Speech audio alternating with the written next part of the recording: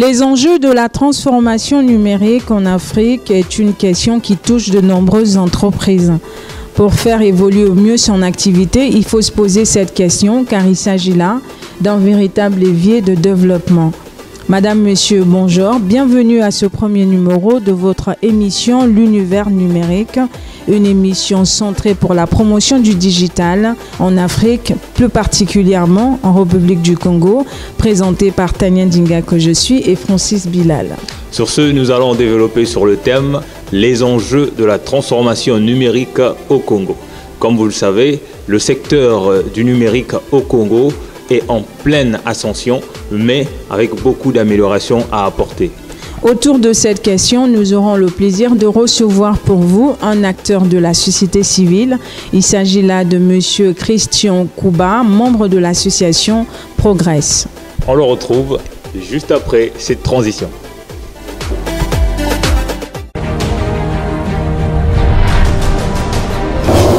Comme énoncé au début de cette émission, nous recevons Monsieur Christian Koubé, membre de l'association Progress.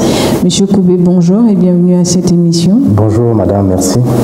Alors, parlons de la thématique du jour, des enjeux de la transformation numérique en République du Congo.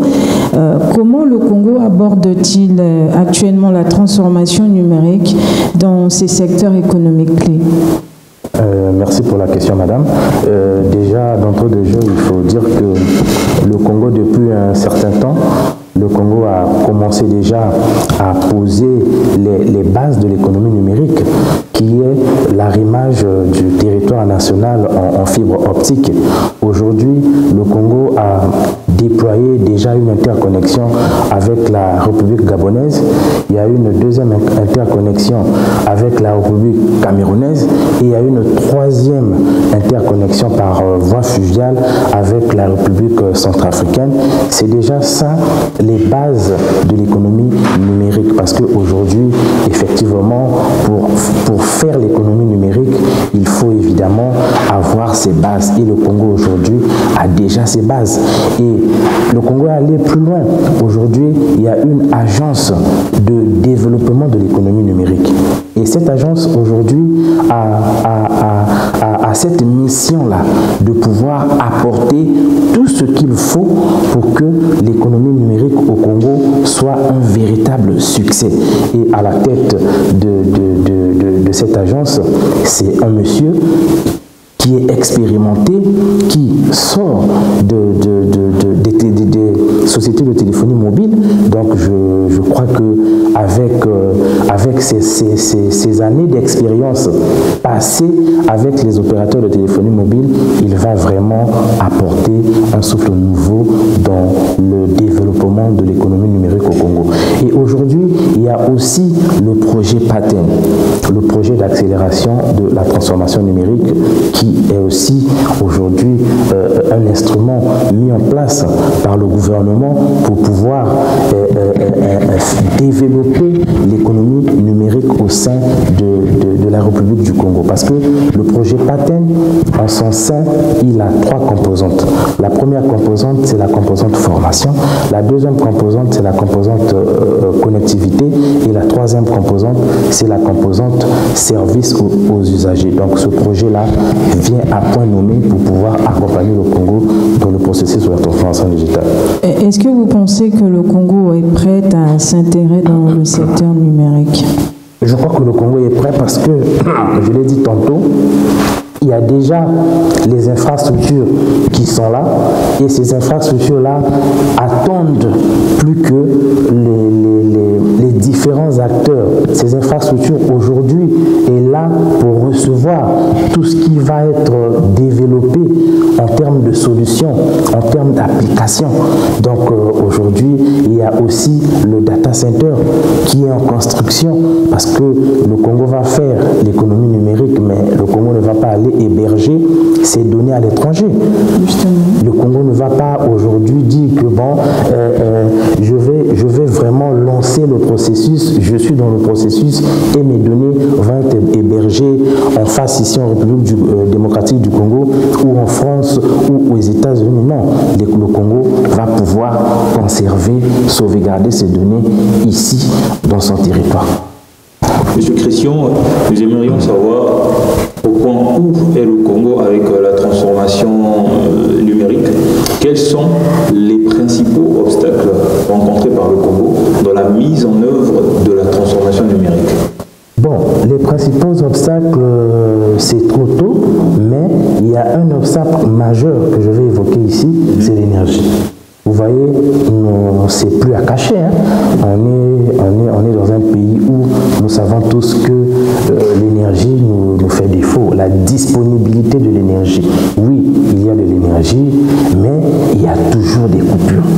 Et je crois que si les autorités peuvent penser à cela, ça va vraiment faciliter le processus. Donc aujourd'hui, l'obstacle, s'il faut peut-être parler de l'obstacle, c'est peut-être comme obstacle majeur, c'est l'énergie. Sinon, pour le reste, je crois que c'est un processus. On ne va peut-être pas juger ça plus tôt, mais il faut attendre. Au fur et à mesure que le Congo est en train de mettre en œuvre un certain nombre de choses, c'est à ce moment-là que nous allons évaluer. Vous pensez que cette instabilité d'énergie ou cette irrégularité d'énergie peut facilement empêcher une évolution constante de cette transformation numérique? Évidemment, parce qu'on ne fait pas la transformation numérique pour le plaisir de le faire. On fait la transformation numérique pour faciliter la vie au quotidien. Évidemment, aujourd'hui, si un Congolais lambda se trouve dans un arrondissement quelconque, il n'a pas l'énergie alors qu'il doit suivre un cours en ligne. Vous voyez un peu, il est empêché. Il a son entreprise dans un département du pays. Il doit communiquer avec ses fournisseurs. Il est empêché parce qu'il n'a pas l'électricité. Donc aujourd'hui, c'est vraiment un frein. Si on ne règle pas ce problème, quelque part, on aura du mal vraiment à avancer, à ressentir les bienfaits de cette transformation numérique.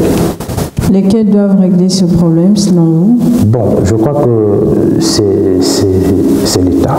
Parce que c'est pas un problème où on peut dire en un claquement de doigts, on règle ça.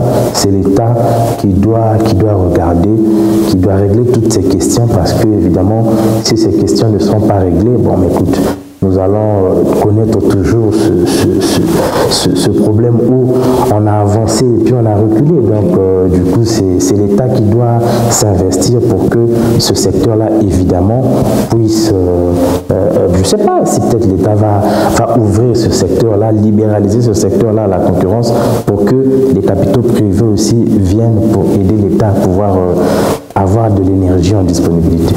Justement, parlant des avantages, Monsieur Christian, quels sont les avantages économiques potentiels de la transformation numérique pour le Congo? Déjà, pour répondre à la question, l'État aujourd'hui a un terrain parce que c'est un processus. Aujourd'hui, je veux prendre le cas de la crise qui a secoué le monde, la crise de la Covid-19. Vous voyez un peu, le monde était en arrêt. Et les pays développés, ils étaient déjà avancés, comme d'habitude, hein, mais nos pays africains, on a eu du mal. Et aujourd'hui, si l'État investit, l'État il va gagner déjà en termes de continuité de travail. Parce que c'est dans le numérique où on parle du télétravail. Ça dit que l'administration ne va pas s'arrêter. C'est-à-dire que tout ce qui était tracasserie administrative avec la transformation numérique, tout cela sera vraiment conjugué dans le passé. Pourquoi? Parce que à distance, les usagers pourront avoir les informations sur un certain nombre de choses. Aujourd'hui, je prends un exemple. Si vous voulez les pièces d'état civil, mais déjà, avec votre smartphone, votre ordinateur à la maison, vous pouvez déjà entrer en contact avec une mairie de la place qui est déjà interconnecté. C'est-à-dire que vous entrez en contact avec une mairie de la place via une plateforme. Oui, un portail web. Vous partez, ce que vous avez besoin, ce portail web déjà dispose déjà de tout. Donc vous partez simplement insérer ce que vous voulez, les données, si vous voulez un extrait d'acte de naissance, si vous voulez un acte de naissance, un acte de mariage et autres. Facilement déjà, vous pouvez commencer les démarches en ligne et par la suite aller à l'administration concernée pour pouvoir achever votre processus. Vous disiez tout à l'heure que l'État doit investir. De quelle manière et en quoi faisant exactement? Bon, vous voyez, l'économie numérique aujourd'hui, c'est une économie qui n'est pas statique. C'est une économie malheureusement, elle est dynamique. Pourquoi? Parce que tous les jours, il y a, en ce qui concerne les technologies, il y a des gens qui travaillent, qui mettent en place des solutions, qui mettent en place des applications et autres. Mais si vous n'avez pas les moyens aujourd'hui de pouvoir investir pour que à chaque fois, les acteurs du Congo, par exemple, je veux parler des très petites entreprises, parce que sauf avis contraire des experts, ce sont eux qui aujourd'hui vont faire l'économie numérique. Ce sont eux aujourd'hui qui vont apporter, qui vont renflouer les caisses de l'État. Mais si l'État aujourd'hui les abandonne, si l'État aujourd'hui ne les apporte pas le soutien qu'il faut pour que ces entreprises montent en compétences, pour que ces entreprises soient des véritables outils où l'État pourra s'en servir, où l'État ils vont générer de la ressource financière dans les caisses de l'État, l'État doit commencer d'abord à les soutenir ces entreprises pour que ces entreprises deviennent réellement compétitives. Donc c'est ça. C'est la mission de l'État aujourd'hui. Oui, je sais que l'État, il a toujours des raisons, il y a des priorités et autres, mais si nous voulons réussir ce processus, il faut penser à des très petites entreprises. Vous parlez de l'implication financière, du soutien de l'État auprès de ces startups ou des sociétés d'entreprises qui voient le jour, oui, qui ne sont pas assez grandes ou anciennes, mais comment le Congo garantit-il la connectivité numérique et l'accès à l'Internet pour l'ensemble de sa population? Bon, déjà aujourd'hui, à travers le projet WAX, le Congo aujourd'hui a un câble sous-marin et ce câble sous-marin aujourd'hui permet au Congo d'aller à l'international. Il y a d'autres interconnexions qui vont voir le jour. Déjà, avec le câble WAX, ce câble a une redondance, c'est-à-dire que la même sortie, si un câble se coupe, il y a un autre câble qui prend le relais. Déjà ça, l'État déjà garantit déjà la disponibilité en quelque sorte de la connectivité. C'est quoi le câble WAX? Bon, le câble WAX, c'est un câble fibre optique. Utilisé pour l'interconnexion entre pays, et ce câble fibre optique là pour le Congo c'est passé au niveau de l'océan Atlantique, au niveau de Pointe-Noire, et ce câble là qui prend tout ce qui est requête, parce qu'en réalité, lorsque vous êtes devant votre ordinateur ou devant votre smartphone, vous êtes en train de dialoguer avec un serveur existant. Et ce serveur existant-là, ces informations-là passent par ce câble fibre optique. Qui est appelé le câble WAX. Alors, M. Christian, en ce qui concerne la formation et les compétences des agents dans les entreprises, comment est-ce qu'une entreprise peut-elle s'adapter aux méthodes technologiques pour rester compétitive sur le marché mondial? Bon, pour cette question, déjà, toutes les entreprises n'ont pas la même taille, toutes les entreprises n'ont pas la même vision. Donc, déjà, pour qu'une entreprise s'adapte aujourd'hui à l'économie numérique, il doit d'abord, au préalable, avoir une stratégie de transformer ses process manuels. C'est à lui de faire le choix. Donc, ça va varier en fonction des entreprises, en fonction de la taille de l'entreprise. Parce que plus vous aspirez à être grand, quelque part, il faut que vous ayez les moyens nécessaires, conséquents pour pouvoir accompagner votre politique. Justement.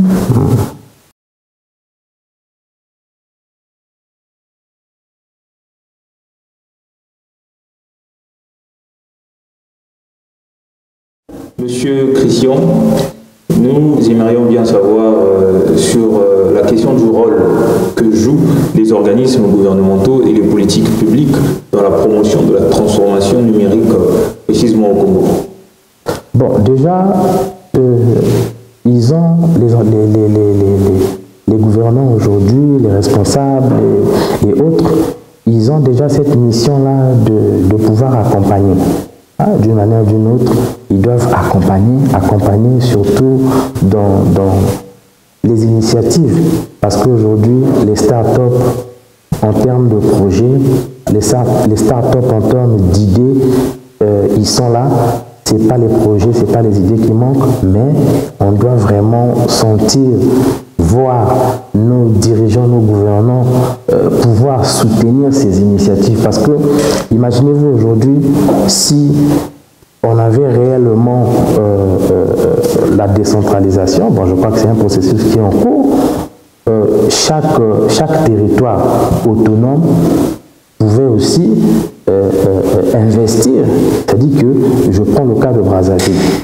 Si Brazzaville est géré par un préfet, par exemple un préfet qui a son autonomie financière, ce préfet-là aussi peut investir dans comment dirais-je, les projets de Brazzaville, les startups qui sont à Brazzaville, qui ont des initiatives, lorsqu'ils emmènent, ils participent. Ils sont financés. Ils sont financés. Parce que tout ce qu'ils vont faire comme résultat, comme solution, ça permettra à l'État aussi d'en s'en servir. Donc l'implication de l'État, vraiment, c'est l'État qui doit vraiment s'impliquer pour qu'effectivement le processus de la transformation numérique soit vraiment une réalité. Parmi les organismes, nous avons le PND, le Programme national de développement, et nous avons aussi le FIGA, le Fonds d'impulsion. Pensez-vous que ces organismes jouent pleinement leur rôle, même si ce n'est pas vraiment fixé? Bon, mais déjà, parlons du FIGA. À mon avis, je crois que le FIGA, c'est un fourre-tout. Un fourre-tout, pourquoi? Parce que il rassemble tout, il va dans tous les sens. Mais en ce qui concerne la transformation numérique, s'il fallait faire une suggestion, je crois que nous devons avoir les organismes spécialisés, parce qu'évidemment, quand on est spécialisé, on n'est pas distrait, on n'est pas dispersé, on est concentré sur la cible. Sur la question. Donc, ce qui nous manque au Congo aujourd'hui, c'est ça. Nous voulons avoir des banques spécialisées, nous voulons avoir vraiment des microfinances spécialisées, des institutions pour le développement numérique. Il y a déjà l'agence, l'ADN qui est là, oui, mais l'ADN, si l'ADN demain n'a pas vraiment toute la liberté financière, c'est-à-dire qu'aujourd'hui, il a cette possibilité de pouvoir investir, de pouvoir soutenir les startups, je crois que le processus vraiment, ça sera très long. Très long. Ça dit que l'État a mis en place déjà un instrument qui est l'agence, mais cette agence doit vraiment jouir de toutes ses prérogatives. Bien sûr. En ce qui concerne surtout les finances, parce que en termes technologiques, si on n'investit pas, on n'aura pas un retour. Ou si l'agence a des mains liées, elle ne pourra pas investir. Ou encore subventionner les startups ou les entreprises. Ça sera seulement là une agence. Bon, on a une agence du développement de l'économie numérique qui est là, mais en réalité, il ne pourra pas jouer pleinement son rôle. Pourquoi? Parce qu'il est limité en termes de moyens. Parce qu'il ne s'agit pas seulement de dire nous faisons l'économie numérique, nous avons l'agence, mais après. Mais si on n'a pas les moyens pour pouvoir matérialiser les projets, je crois que vraiment, c'est pas la peine, quoi. Alors, M. Christian Koubé, autant que sachant, dites-nous comment est-ce que la transformation numérique peut-elle contribuer à l'amélioration des services publics et la qualité de vie des citoyens congolais? Merci pour la question. Je vous prends l'exemple des services sociaux, nos services d'hôpitaux. Vous allez à l'hôpital, les hôpitaux publics, déjà pour voir un médecin, c'est sur rendez-vous. Et lorsque vous venez, même aux urgences, il faut aller payer.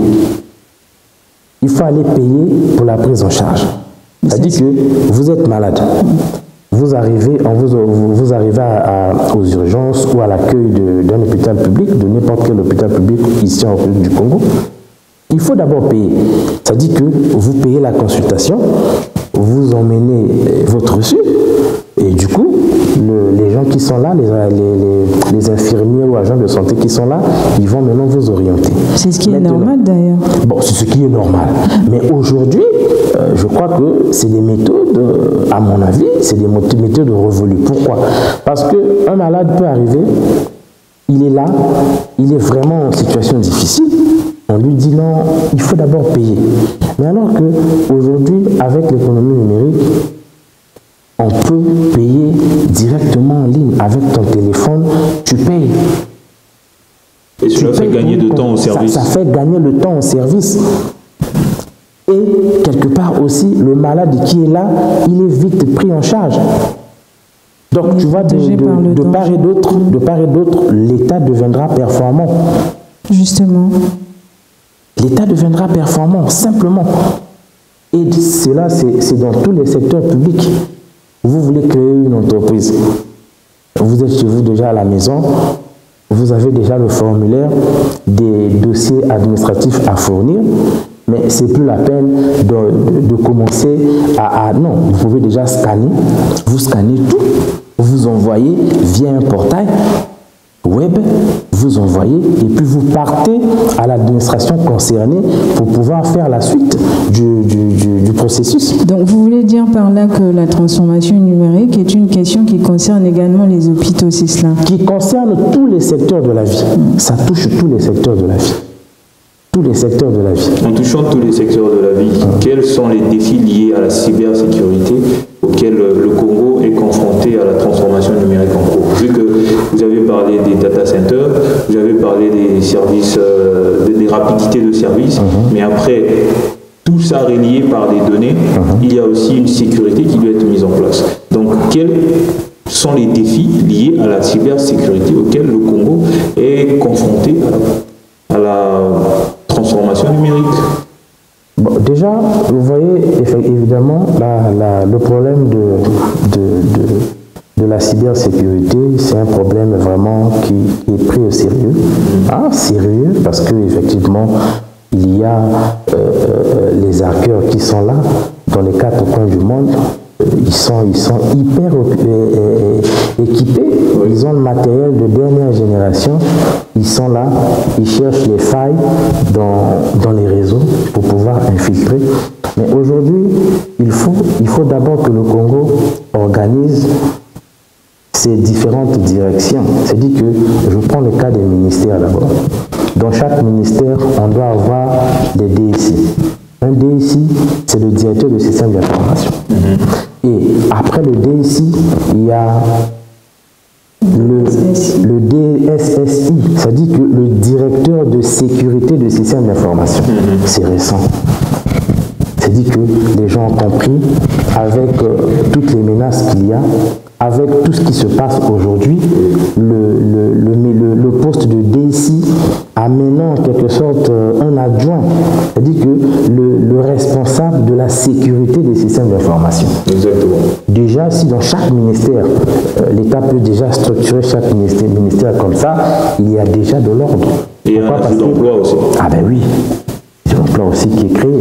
Il y a de l'ordre dans le sens où, quand il y a une vision générale, et cette vision arrive à la DSI regarde, la DSI soumet ça au responsable de sécurité des systèmes d'information qui, lui, c'est lui le technicien, c'est lui qui va maintenant voir quels sont les moyens de pouvoir protéger, quels sont les moyens aujourd'hui de rendre disponible, parce que en matière numérique, c'est la disponibilité des données.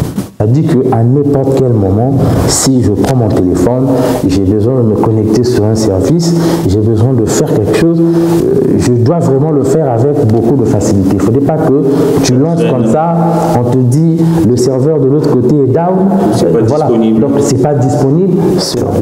Alors moi je souhaite profiter de votre intervention pour savoir quelle est la différence entre le DSI et le DSSI dans une entreprise. Est-ce qu'ils jouent les mêmes rôles les deux? il ne joue pas le même rôle. Pourquoi? Parce que le DSI, hier, c'est lui qui avait la charge de la sécurité. D'accord. Mais aujourd'hui, le DSI, il a la charge, il a été déchargé. Aujourd'hui, la vision générale d'une organisation, d'une entreprise, c'est à la charge du DSI. C'est le DSI qui définit la politique générale de sécurité. Il définit comme ça la politique générale, voilà comment on va faire, voilà ce qu'on va faire. Maintenant, lorsque nous rentrons dans les spécificités, c'est là où maintenant le responsable de sécurité des systèmes d'information, c'est lui qui intervient pour dire qu'il nous faut tel type d'équipement pour pouvoir protéger notre réseau contre toute attaque venant de l'extérieur. Donc c'est lui maintenant qui est chargé d'identifier le matériel de sécurité adéquat pour pouvoir sécuriser l'environnement des données, pour pouvoir sécuriser un réseau, pour pouvoir sécuriser partout où il y a des données. Alors maintenant, quel est l'impact de la digitalisation dans les entreprises et quel serait l'intérêt du Congo d'en faire une priorité? Bon, l'impact dans les entreprises vont gagner en temps, parce que lorsqu'on gagne en temps, ça veut dire que c'est le chiffre aussi qui augmente. Hein. Exactement. Une entreprise hier, elle pouvait servir 50 clients en une semaine, mais avec la digitalisation, cette entreprise est capable de servir 50 clients en 48 heures, par exemple. Ça dit que l'entreprise gagne. L'entreprise gagne pourquoi? Parce que quelque part, l'État a su mettre les bases qu'il faut pour que ces entreprises effectivement puissent aisément déployer tout ce qu'ils ont comme solution, tout ce qu'ils ont comme application. Les sachants disent que la transformation numérique aura un impact sur les humains. Vous, en tant que sachant, est-ce que vous pouvez nous expliquer cela? Bon, vous savez, je vais peut-être reprendre cette question par l'histoire de la téléphonie mobile. Quand la téléphonie mobile est apparue, surtout en Afrique chez nous, oui, il s'est posé ces problèmes-là. Non, les rayons, ici et là. Mais jusqu'aujourd'hui, je crois qu'il n'y a pas encore les études comme ça qui démontrent cela. Mais je n'exclus pas, je ne dis pas qu'il n'y aura pas d'impact. Mais je crois qu'il faudrait aujourd'hui parce que tu vois, dans le domaine des technologies, c'est un domaine qui est vaste. Et quand le domaine est vaste, il y a des experts dans tous les coins. Et aujourd'hui, nul ne peut aujourd'hui sortir devant les médias et dire qu'il est spécialiste en tout. Non. Mais en ce qui concerne mon domaine, je crois que jusqu'aujourd'hui, il n'y a pas une étude scientifique aujourd'hui qui démontre, qui prouve que, voilà, aujourd'hui, après 2 mois ou après tant d'années, on peut avoir les impacts sur la santé et tout. On n'en a pas encore, voilà. Donc, mais je n'exclus pas. Je n'exclus pas, je crois que... Il y a également un véritable problème en ce qui concerne les compétences des agents dans nos entreprises. Est-ce que vous pensez qu'une formation en continu serait nécessaire? Oui, une formation en continu va être nécessaire. Voilà pourquoi en ce qui concerne même l'État, aujourd'hui avec le projet PATEN, je crois que le projet PATEN vient déjà répondre à cette problématique, parce qu'il y a toute une composante qui est dédiée à gérer, à regarder ces problèmes de formation des agents publics. Ils vont même plus loin avec les entreprises, les organisations de la société civile également. Donc je crois que c'est déjà un bon début, un bon début pour le Congo. Monsieur Goubé, comment est-ce que nous pouvons définir la transformation digitale? Bon, déjà, la transformation digitale, c'est un processus. C'est un processus aujourd'hui qui consiste à passer d'un processus existant manuel, c'est-à-dire que hier, une entreprise avait des process papier ici et là pour pouvoir vendre quelque chose, mais avec la digitalisation, on passe de ce processus manuel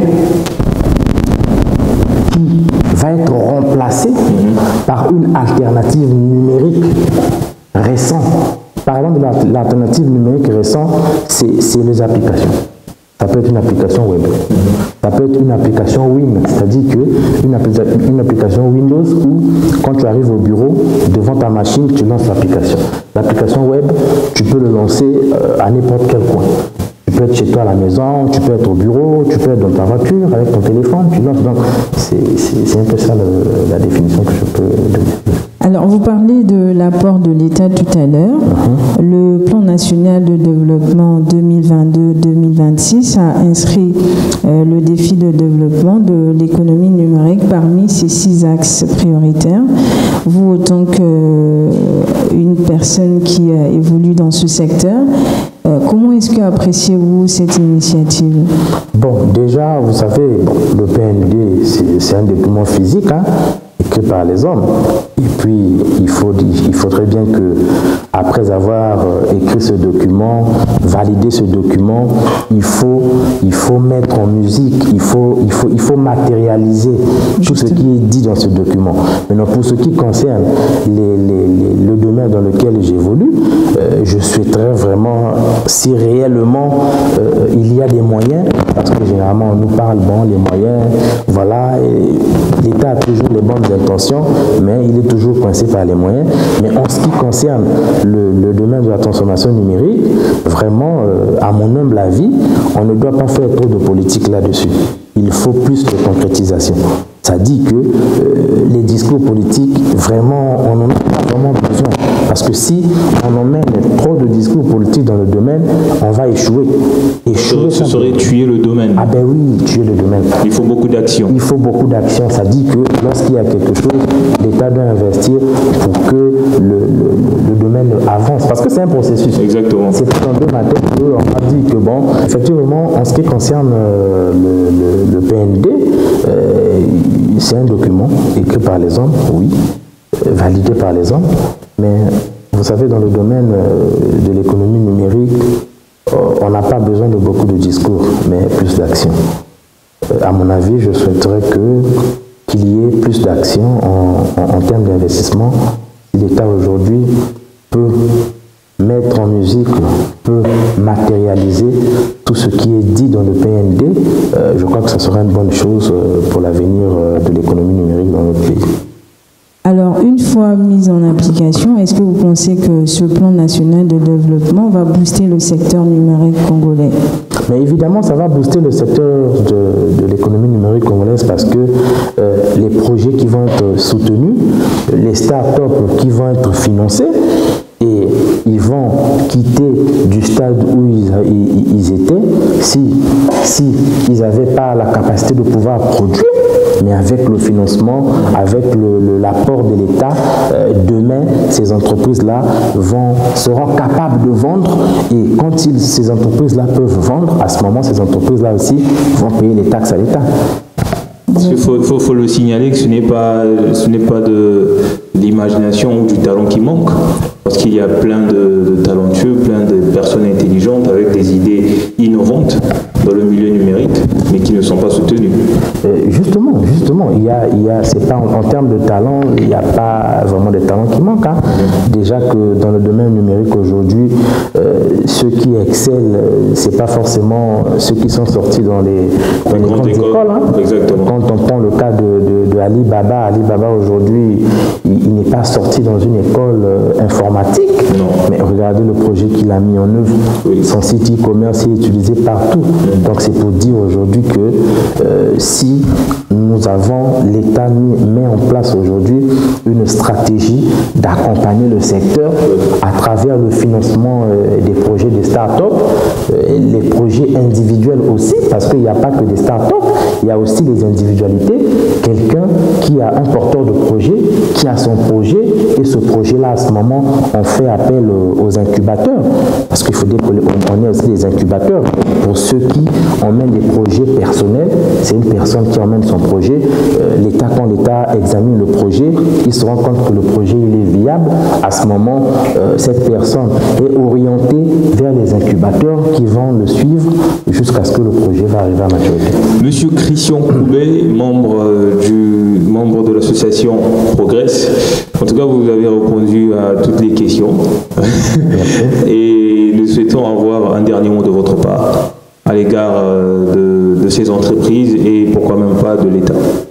déjà, il faut, ici, là, je veux peut-être lancer directement l'appel à l'État parce que c'est l'État qui, aujourd'hui, a plus de moyens. Ça, il faut le dire. L'État a plus de moyens de pouvoir accompagner ce processus de transformation numérique.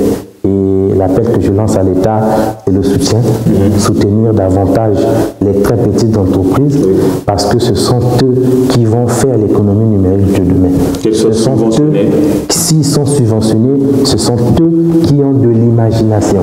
Ce sont eux qui ont des projets pour que demain, on parle aussi du Congo. Mais on parle de d'autres pays, mais on veut aussi parler du Congo demain. Exactement. Et pour qu'on parle du Congo, il faudrait que l'État accompagne le processus. Forcément, il faudrait que l'État accompagne le processus. Donc l'État doit mettre les moyens pour que demain, on parle aussi des startups congolaises. Christian Koubé, merci d'avoir accepté notre invitation. Merci. Je rappelle que vous êtes membre de l'association Le Progrès. Madame, Messieurs, merci pour votre attention particulière accordée à cette émission L'Univers numérique, une émission centrée sur la promotion du digital et ses acteurs en Afrique, plus particulièrement en République du Congo. On vous retrouve la semaine prochaine avec le même plaisir de vous servir. D'ici là, portez-vous bien et bonne suite de programme sur nos antennes.